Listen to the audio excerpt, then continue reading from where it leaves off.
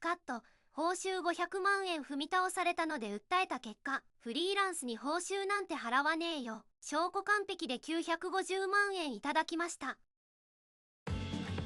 あるフリーランスエンジニアがスレを立てた。フリーランスエンジニアだけど報酬500万円踏み倒されそうになった。でも完璧に証拠残してたから裁判で勝ってやった。500万円詳しく頼む。俺は32歳のフリーランスエンジニアだ。元は大手 SIR で5年働いてて、3年前に独立したフルスタックエンジニアとしてこれまでに10社以上と取引してきた。評判も良くてリピーターも多かったんだ。順調そうじゃん。そう思ってた時期が俺にもありました。半年前のことだ。ある日、大手企業の上質担当から連絡があった。フリーランスエンジニアをお探しでして EC サイトのリニューアルプロジェクトなんですが、規模はどのくらいですか？予算は500万円、期間は3ヶ月を予定しています。500万円、これは大きい案件だ。フロントエンドからバックエンドまで対応できる方を探しています。承知しました。詳細をお聞かせください。500万はでかいな。最初は課長も丁寧な対応だった。でも俺は過去にフリーランス仲間から踏み倒しの話を聞いてた。だから契約書は慎重に作ることにした。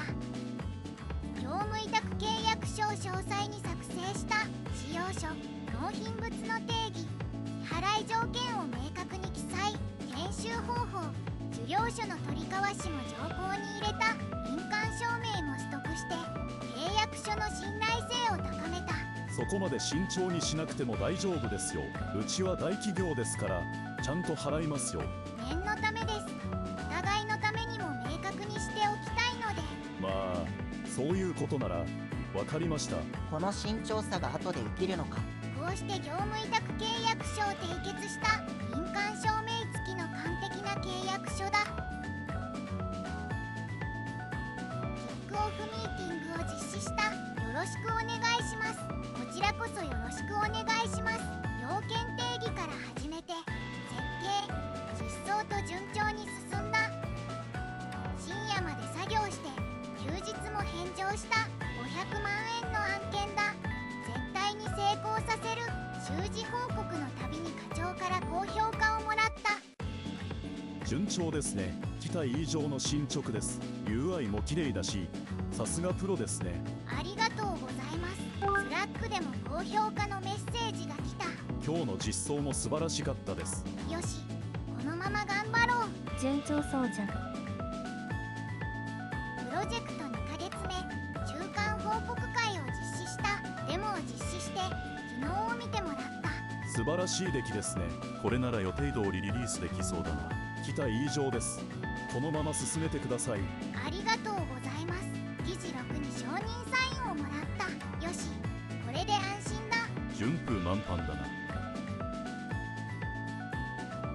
3ヶ月後、ついに完成した。全ての機能を実装し、テストも完了。成果物を納品した。確認します。少々お待ちください。2日後、受領書が届いた。電子署名付きの正式な受領書だ。これで支払いされる。3ヶ月間の苦労が報われる。おめでとう。500万円ゲットだな。ところが翌日、突然課長から連絡が来た。緊急で話があります。オンラインミーティングお願いします。緊急？なんだろう。承知しました。オンラインミーティングに参加すると課長の態度が明らかに冷たかった。納品物を確認しましたが品質が悪いですね。中間報告では好評いただきましたが、よく見たら仕様と違う部分が多いんですよ。具体的にどこでしょうか？いろいろですよ。とにかく使い物にならない。でも受領書にサインいただきましたよね。あれは仮受領です。契約書に諮り受領の条項はありませんが、とにかく品質が悪いので報酬は払えません。それは困ります。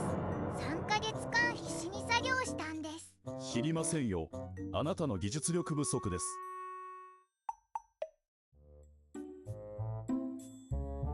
絶対に納得できない。メールで正式に抗議することにした。契約書第10条に基づき報酬500万円の支払いを求めます。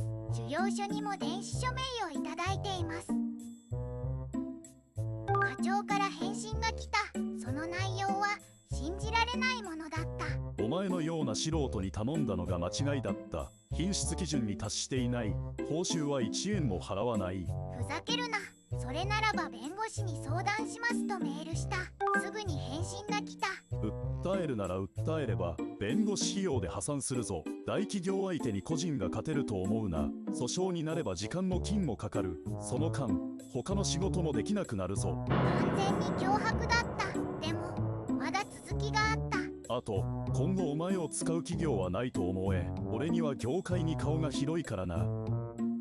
今日はくしすぎだろ。後で分かったことだが、実は社内で予算削減の指示が出ていた。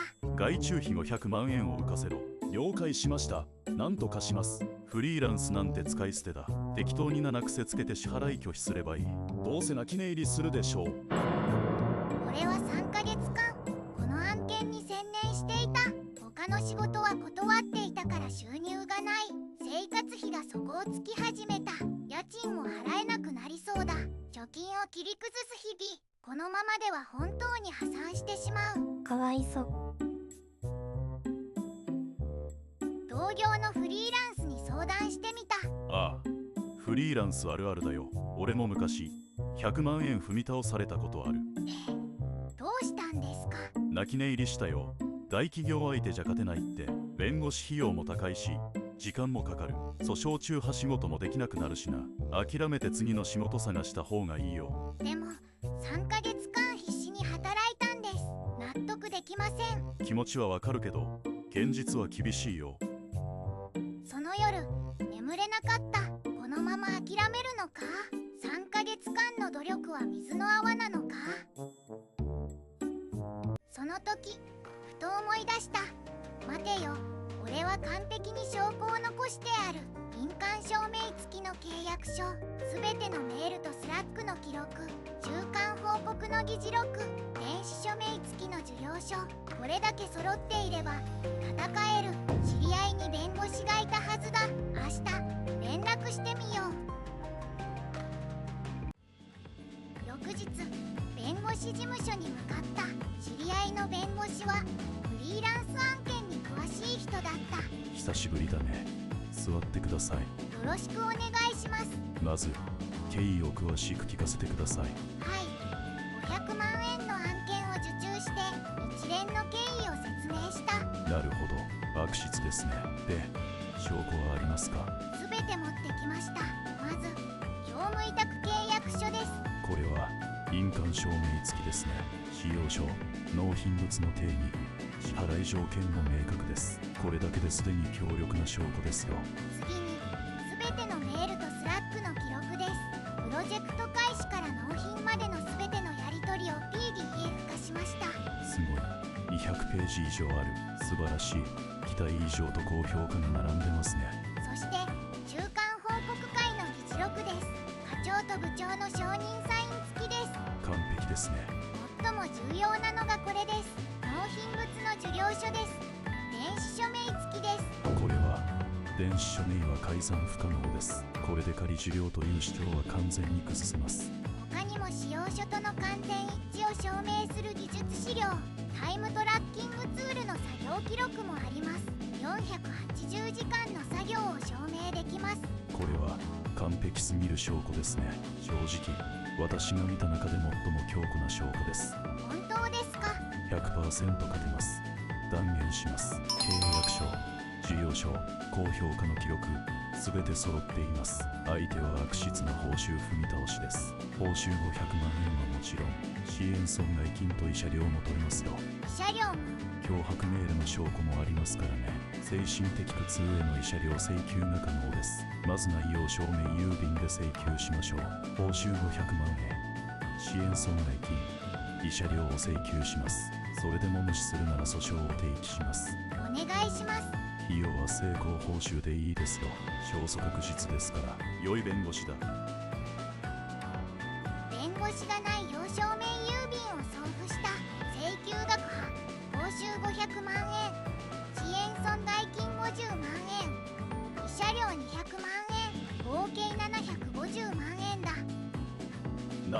なんだこれは。内容証明郵便750万円請求。むしろどうせ訴訟なんてしないだろう。でもこれ弁護士名義ですよ。脅しだ。放っておけ。この判断が命取りになるのか。期限まで音沙汰なし。では訴訟を提起しましょう。はい。地方裁判所に訴状を提出した。請求額は950万円、報酬500万円、遅延損害金50万円、慰謝料300万円、弁護士費用100万円だ。訴状を本当に訴えてきた。請求額950万円。お前がむしろと言ったからだろう。相手のフリーランスから電話だ。話し合いで解決しましょう。遅いです。法廷でお会いしましょう。せめて100万円では買いを。訴訟継続します。失礼します。切られた。第1回口頭弁論が開かれた。では原告側から主張をお願いします。本件は悪質な報酬踏み倒しです。証拠を提出します。被告側です。品質が基準に達していません。では受領書をご覧ください。電子署名付きの正式な受領書です。改ざん不可能です。さらにプロジェクト期間中のメールとスラックの記録に100ページです。素晴らしい、期待以上と高評価が並んでいます。それは社交辞令です。では受領書の電子署名は。それは仮受領のつもりで。契約書をご覧ください。仮受領の条項はありません。でも仕様と違う部分があります。具体的にどこですか？全体的にその費用書との完全一致を証明する技術資料を提出します。被告側、具体的な相違点を指摘してください。できません。契約書の解釈が印鑑証明付き契約書です。支払い条件は明確に記載されています。これは明確ですね。でも手抜き工事だと480時間の作業記録があります。タイムトラッキングツールのデータです。深夜、休日の作業も記録されています。これで手抜きとは言えませんね。原告側の証拠は非常に強固です。一方、被告側の主張は具体性に欠けます。和解を希望します。原告側の意向は。判決を希望します。では判決を言い渡します。本件は極めて悪質な報酬踏み倒しです。受領書に電子署名がありながら、高評価を記録に残しながら、一方的に支払いを拒否した計画的な踏み倒しと認定します。被告は原告に対し、報酬500万円、遅延損害金50万円、慰謝料300万円、弁護士費用100万円、合計950万円を支払え。倍返しきた。以上、判決とします。やった、勝った。おめでとうございます。完全勝訴です。一致おめでとう。涙が止まらない。950万円。そんな。クライアント企業は社内が大騒ぎになった。役員会議で稼働が中断された。なぜこんなことをした？予算削減のつもりで。結果的に倍額払うことになったと。社長は懲戒処分を受けた。降格、裏社員へ訴訟も関与が発覚し、役員から減給ツリー、ボーナスカットも発生。一方、俺の方は950万円の支払いを受けた。本来の報酬500万円に加えて450万円も獲得。